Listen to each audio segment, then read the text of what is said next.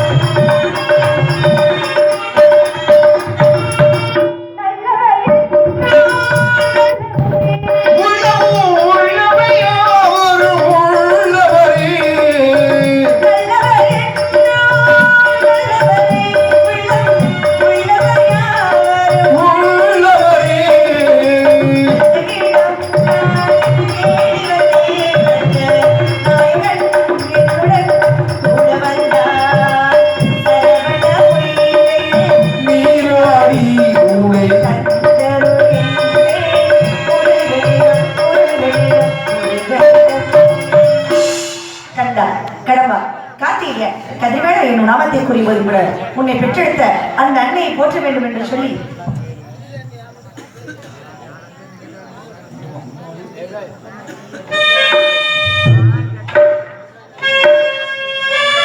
முத்துமாரியம்மனுக்கு திருநாளா அவள் முகத்தழகை காண வரும் ஒரு நாளா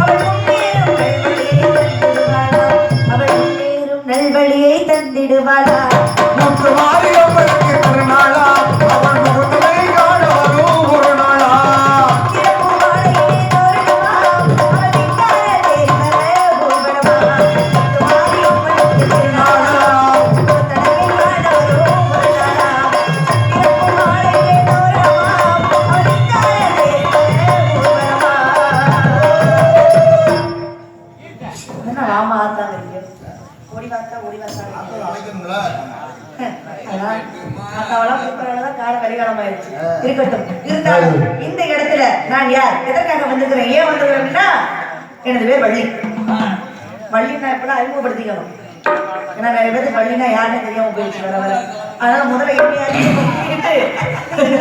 சொல்லணும் அப்படின்னா எனது பேர் வள்ளி வள்ளி என்ற நாமத்தை சூட்டியது யார் என்று பார்த்தமையினால் சிற்று போற்றும் வேடுவ தலைமைக்கு மகளாம் நங்கை மோகியை தாயம் பட்பிரவாசர்கள் 7 பேர் உண்டு கிள்ளிவளவன் வேணிமார்வன் குருதிகண்ணன் சண்டவேகன் காலவளன் மருதன் வீரத்தவன் சொல்ல 7 பேர் உண்டு இந்த 7 பேர் மாதிரி எங்க அப்பா பெத்தெடுத்த பிள்ளை நானும் வள்ளிக்கிழமை தோண்டி எடுக்கப்படுறது பள்ளத்தின் கொடியில் கண்டெடுக்கப்படாது எனக்கு வள்ளி என்றும் கடகை வேணி பூ புறத்தி பசுங்களை என்று சென்னமா போடுவாங்க என்னன்னா புறத்திங்கிறியே புறத்தினா எப்படி இருப்பான்னு எங்களுக்கு எல்லாருக்கும் தெரியும் குட்டையா மாவடைய போட்டு கொக்கு முடி வச்சுக்கிட்டு ஊசி வாசி வெளுத்து நிறைய மாட்டிக்கிட்டு ஏழே சமயம் ஊசி வாங்கியா வாசி வாங்கியா அப்படி புறத்தியத்தான் நாங்கெல்லாம் பார்த்துருக்கிறோம் ஆனா நீங்க என்னன்னா ஆளை யாவரம் வந்து ராணி வீட்டு மகாராணி மாதிரி வந்துட்டு நான் தான் புறத்தின்னு சொல்றியே நாங்கெல்லாம் எவ்வளவுதான் இறங்கி இருந்தாலும் கூட எவ்வளவுதான் மயக்கத்தில் இருந்தாலும் கூட புறத்தினா யாரு ராணினா யாரு அப்படிங்கிறது தெரிஞ்சுக்கூடிய பக்குவத்துல தான் இருக்கணும்னு சொன்னா கூட நான் ஏன் இந்த ஆடை யாரோட வந்திருக்கேன் விஷயம் தெரியுமா உங்களுக்கு காதல் உலகத்துல 2 விஷயம் தான் ஒண்ணு மது இன்னொன்னு மாது இது ரெண்டு இல்லைன்னா உலகமே கிடையாது. காசு இல்லைன்னா கூட இருந்துருவாங்க மனுஷங்க. ஆனா மதுவும் மாதமும் இல்லை என்று சொன்னால் ஒரு மனிதன் வாழ்வதற்கு ஆதாரமே இல்லாமல் போய்விட்டது. இருந்தால் என்னுடைய காதல் காதலாக இருக்க வேண்டும். இதுல ஒருத்தர் பெரிய வருத்தம் என்ன அப்படின்னா, ரொம்ப நாளா காதலிக்கிறாங்க, சரி, ஆனா வேற யாரையாவது கல்யாணம் பண்ணிட்டு போனாங்கன்னா அது தோல்வியுற்ற காதல் அப்படின்னு சொல்றாங்க. கல்யாணம் பண்ணி வச்சோட கல்யாணம்னு ஒரு பேர் கொடுத்துறாங்க. அதுல ஒருத்தருக்கு என்ன வருது அப்படின்னா, நான் காதலிச்ச பொண்ணு வேற யாராவது கல்யாணம் பண்ணிட்டு போனா அதுக்கு நல்ல பேரை கொடுத்து கல்யாணம் சொல்றீங்களே, ஆனா அதே கல்யாணத்துக்கு அப்புறம் நான் யாரையாவது காதலிச்சுட்டேன்னா ஏன் கள்ள காதல் சொல்றீங்க? அவனுக்கு பாருங்க எவ்வளவு பெரிய வருத்தம். தான் காதலிய யாராவது கல்யாணம் பண்ணிட்டு போயிட்டு அதை கல்யாணம் பெருமை கொடுத்து பேசுறீங்க, ஆனா கல்யாணமாய் கொண்டாடிய வேற யாராவது காதலிச்சா ஏன் கள்ள காதல் சொல்றீங்க? மனுஷன் எப்படியெல்லாம் உட்கார்ந்து யோசிக்கிறாங்க அப்படின்னா, நான் எதை யோசிக்கிறேன் அப்படின்னா, சொல்லாமல் வந்த என் காதலை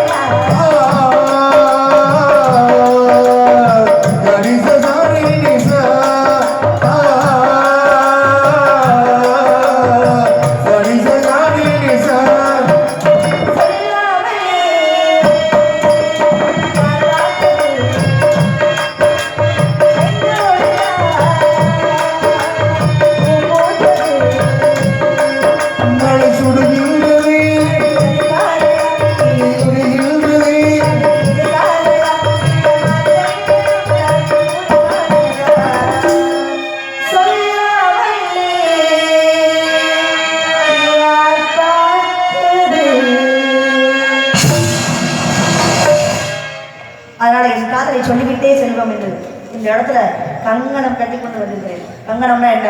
இந்த கல்யாணம் பண்ணும்போது நெத்தியில வைக்கிறாங்க இல்லையா, இந்த மாதிரி இந்த கங்கணத்தை கட்டிட்டு வந்தது. கட்டுனா அவரை தான் கட்டணும், இல்லைனாலும் அவரை தான் கட்டணும். வேற யாராவது கட்டினா கதை மாறி போயிடும். அதனால இந்த இடத்துல என்னுடைய காலை இருந்தாலும் மிக மிக சந்தோஷம்னா என்னை பார்க்கறதுக்கு இவ்வளவு பேர் உட்கார்ந்துருக்காங்க. பள்ளியை மதிக்கிறதுக்கு இன்னும் ஆள் இருக்கிறதுனாலதான் இன்னும் ஒரு இடத்துல வந்து மழை பெய்யுது, இன்னும் சீரும் சிரிப்போட இருக்குது. அதுங்கிறது விஷயமாக இருந்தாலும் என்னதான் வள்ளி ஆடணும்னா நானே டான்ஸரா?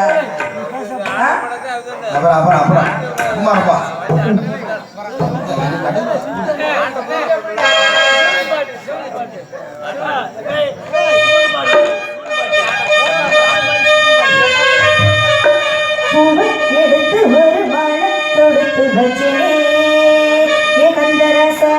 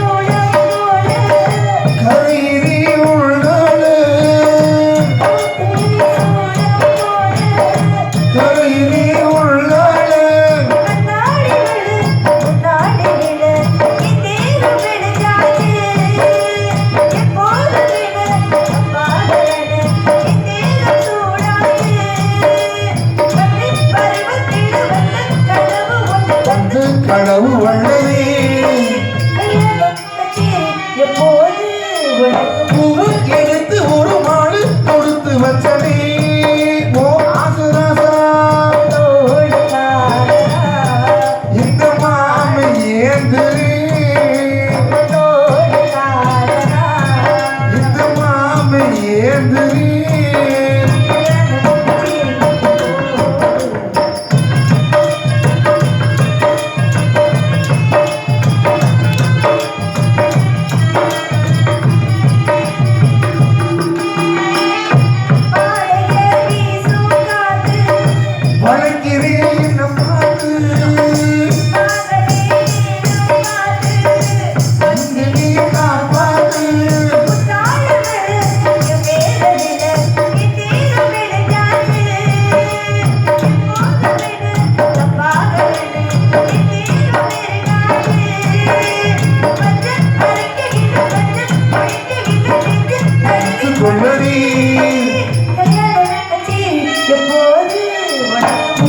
எடுத்து ஒரு மாடு கொடுத்து வச்சனே ஓ ஆசுராசா இந்த மாமை ஏந்திரி இந்த மாமை தூக்கறி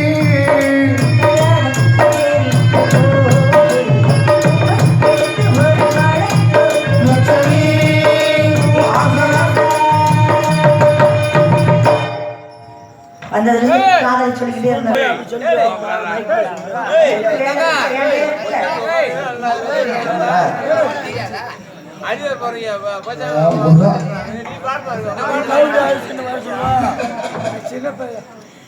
அதெல்லாம் ஒண்ணு இல்ல, நான் டீச்சர் வேலை பார்த்துட்டு இருந்தேன்.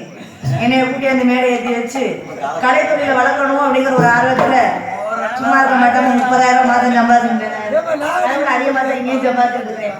ஏன்னா பரம்பரை 5 தலைமுறை வந்து டான்ஸ் ராணி அப்படின்னா தெரியாதவங்க யாருமே இருக்க முடியாது. பட்டத்துல பெரிய டான்ஸராக இருந்து ராஜ நடிகாங்க இன்னைக்கு அங்கேயே இடிமுழங்குது கேசட் அப்படின்னா மைசெட்டுக்காரங்க போடாம இருக்க மாட்டாங்க. எங்க அப்பா இசையமைத்த ஏராளமான பாடல் உண்டு. அப்படி கலைவாரிசுல இருந்து வந்து நாடகத்துறையில காப்பாத்துறதுக்கு வாரிசுகள் யாரும் வரமாட்டேங்கிறாங்க அப்படிங்கிற இடத்துல தான் வந்து இந்த மாதிரி நிறைய பார்த்தாச்சு. ஏன்னா உலகம் இன்னைக்கு கஜா புயலாம் சும்மா வருது. கஜானா என்ன தெரியுமா அர்த்தம்? யானைன்னு ஒரு பொருள் உண்டு தமிழ்ல. ஆமா, ஏன்னா இயற்கையை வந்து மனிதன் அடிக்கலாம், மனுஷனுக்கு மனுஷன் பழி வாங்கலாம். ஆனா மன்றாடி மண்டிட்டோம்னா அவன் கூட கரணம் கொடுத்து நம்மளை குறைக்க வச்சிருவான். ஆனா இயற்கை கிட்ட போய் யாரும் மன்றாட முடியாது, பிச்சை வைக்க முடியாது. ஐயோ நாங்க உன்னை அழைச்சிக்கிட்டு இருக்கோம், தயவு செஞ்சு என்னை அழைச்சிடாதுன்னு சொன்னா இயற்கை கேட்காது. அதனால இன்னைக்கு எல்லா விதங்களையும் மனிதன் என்ன பண்றோம் அப்படின்னா அழிவை தன்னை தானே ஏற்படுத்தி கொண்டிருக்கக்கூடிய காலம் கலிகாலம். இதெல்லாம் உணர்ந்தனாலதான் பாருங்க இந்த இடத்துல நிக்கணும், வேற வழி இல்லை. என்ன நீங்க திட்டினாலும் கேட்டுதான் ஆகணுங்கிற மாதிரி, நீங்க போட்டுனாலும் கேட்டுட்டு ஆகணுங்கிற மாதிரி. ஏன்னா நீங்க வாழ்க்கை அறுவடை கொடுத்தா சந்தோஷமா வாங்கிட்டு போறோம்ல, அந்த மாதிரி நீங்க என்ன சொன்னாலும் கேட்கணுங்கிறது எங்க தலையெழுத்தாயிருச்சு. என் தலையெழுத்து நான் முருகனை கல்யாணம் பண்ணணும் அப்படிங்கிறது. அதனால அந்த முருகனை நினைத்து ஒரே ஒரு தடவை அந்த திருப்புறம் இருக்கக்கூடிய முருகனை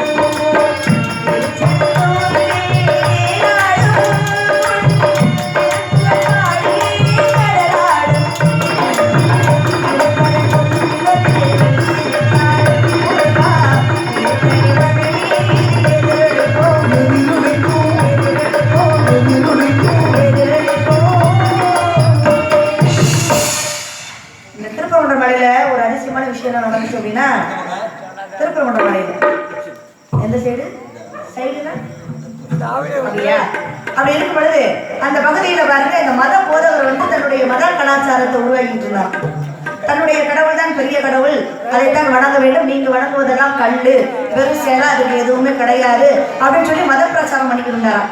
அப்ப அந்த இடத்துல இருந்த ஒரு மனிதர் என்ன பண்ணாரா, அதை முழுவதுமாக கேட்டுக்கொண்டு எழுந்து நின்று, ஐயா நான் ஒரு விஷயம் சொல்லலாமா, நீங்கள் பேசியதற்கு மறுப்பு தெரிவிக்கலாமான்னு கேட்டாராம். போதவர் சொன்னாரா, என்னப்பா மறுப்பு தெரிவிக்க போற, எந்திரிச்சு என்ன விஷயம் சொல்லு அப்படின்னு. அப்ப சொன்னாரா, நீங்க வணங்குவதுதான் தெய்வம்னு சொல்றீங்க, கடவுள் சொல்றீங்க, அது உங்க விருப்பம், நான் இல்லைன்னு சொல்ல. ஆனா நாங்கள் வணங்கக்கூடிய தெய்வங்களை கல்லு, அதுக்கு வந்து சக்தி கிடையாது, நீங்களாம் கல்லை பூஜிக்கிறீங்க, நீங்க கும்பிடுறதான் சாமி இல்லை அப்படின்னு நீங்க சொல்றீங்க. ஒவ்வொரு தெய்வங்கள், அதாவது எங்களுக்குலாம் ஒரே ஒருத்தர் தான் கடவுளா இருக்காரு, உங்களுக்கு மாரியம்மாங்கிறீங்க, நீலியம்மாங்கிறீங்க, சிவன்கிறீங்க, பெருமாளுங்கிறீங்க, பிள்ளையாருங்கிறீங்க, அளவே இல்லாத அளவுக்கு கடவுள் பேரை வச்சு கும்பிட்டு இருக்கிறீங்க அப்படின்னு சொல்லும் போதுதான் அவர் சொன்னாரா, உங்க வீட்டுல பெண்கள் என்று சொன்னால் எத்தனை பேர் இருப்பாங்க, அக்கா, அம்மா, தங்கச்சி, சித்தி, அத்தை, இந்த மாதிரி இத்தனை உறவுகள் இருக்கும் பொழுது பெண்கள் எல்லாரையும் ஒரே மாதிரி பார்ப்பீங்களான்னு கேட்டார். இல்லை இல்லையா? அப்போ ஒவ்வொரு உறவு முறைகளும் ஒவ்வொரு தரமாகத்தான் பார்க்க முடியும். தாயத்தான் பார்க்க முடியும், தாரத்தை தாரமாகத்தான் பார்க்க முடியும். அந்த மாதிரி தான் பாருங்க, நாங்கள் வணங்கக்கூடிய கடவுளை ஒவ்வொரு விதமாக நாங்கள் உருவாக்கி வணங்கி கொண்டிருக்கோம் என்று அந்த மத போதவருக்கு புத்தி புகத்தியவர் யார் அப்படின்னா, இன்னைக்கு நாம எல்லாம் போற்றி புகழக்கூடிய மனித தெய்வமாக வாழக்கூடிய முத்துராமலிங்க தேவர் ஐயா அவர்கள். அதனால அந்த தேவர் வழி போற்றுவோம் என்று சொல்லி, ஏன்னா தேவர் கதையை படித்தவங்களா இருக்கட்டும், வாழ்க்கை வரலாறு அறிஞ்சவங்களா இருக்கட்டும், உண்மையை விட நம்மளுடைய இனத்தை யாரும் இழிவுபடுத்தவே மாட்டாங்க. இது உண்மையான விஷயம். ஏன்னா இந்த முக்குளத்திலே பிறந்தவர் என்ற ஒரு பெருமை இருந்தாலும் கூட மனதில் ஓரளவு பெரிய எனக்கு வருத்தம் என்ன அப்படின்னா, இந்த இடத்துல தேவரையா தண்ணி போட மாட்டார். தேவரையாவுக்கு பொம்பளை விஷயம்னா என்னன்னே தெரியாது. தேவரையா கறி மீது சாப்பிட மாட்டார். அவர் சுத்த ஆன்மீகவாதி, அவ்வளவு ஒழுக்கம் உள்ளவர், அவ்வளவு ஒரு நற்புண்மை பண்பான ஆள். ஆனா அவர் வழியில வந்த நாம அவர் எதெல்லாம் செய்ய மாட்டாரோ அதெல்லாம் செஞ்சுக்கிட்டு அவரை எங்க தலைவரும் சொல்லி அவரை பாட்டை கேட்கிறோம்னா ஒரு நிமிடம் நின்று நாமெல்லாம் சிந்திக்கணும். அவர் வழியில நாமெல்லாம் போறோமா, அவருக்கு பெருமை தேடி தருகிறோமா அப்படின்னு நாமெல்லாம் ஒரு முழுக்க நினைச்சு பார்க்கலாம். இருந்தாலும் இந்த இடத்துல இன்னைக்கு 10 வயசு பிள்ளை கூட பாருங்க, வாயில குடியை வச்சு ஊதிக்கிட்டு இருக்குது. சந்தனம் பொட்டுமே வச்சுக்கோ, சாந்து போட்டு சந்தனம் வச்சுக்கோ, குங்கும பொட்டுமே வச்சுக்கோ, வீராயி என்னுள்ள தேவன் புகழ் பாடவனே வீராயி. சந்தனம் பொட்டுமே வச்சுக்கோ, சாந்து போட்டு சந்தனம் வச்சுக்கோ,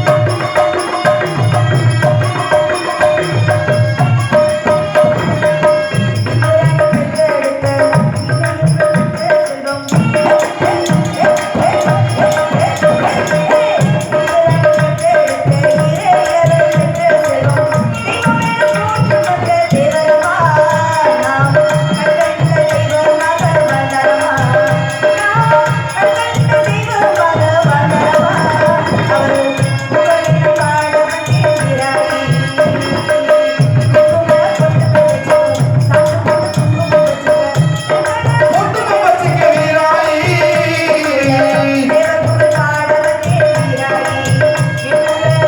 தேவன் புகழ் பாடவனே வீராயி.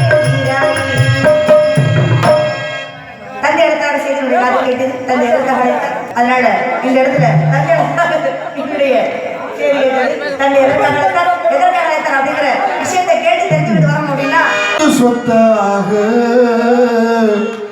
இப்படி அண்ணன் தம்பி திறந்து வந்தோ கல்லுக்கு கையாது அன்பானை இணைந்து வந்தோ உள்ளுக்குள்ளாறு முத்துக்கு முத்தாக சொத்துக்கு சொத்தாக அண்ணன் தம்பி திறந்து வந்தோ கல்லுக்கு கையாது அன்பானை இணைந்து வந்தோ உள்ளுக்குள்ளாறு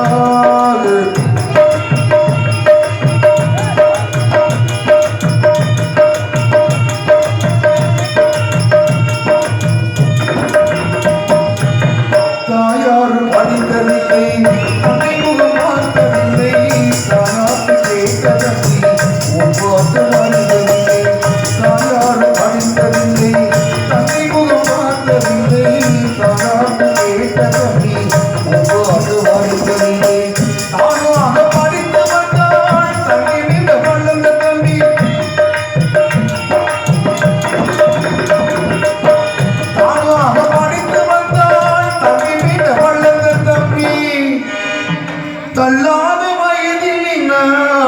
வாழுகிறேன் அவனை நம்பி முத்துக்கு முத்தாக சொத்துக்கு சொத்தாக அண்ணன் தம்பி இறந்து வந்து கழுகு வந்தாங்க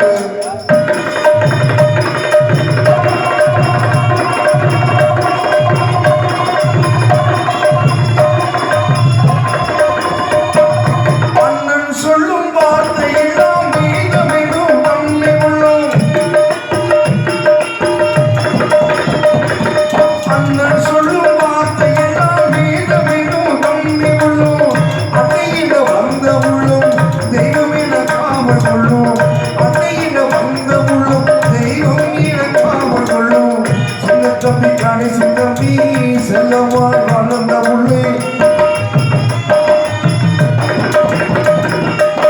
சின்ன தம்பி கடைசி தம்பி செல்லவாய் வளர்ந்த உள்ளே கொண்டு கொட்ட இதயத்திலே ஒரு நாளும் முத்துக்கு முத்தாக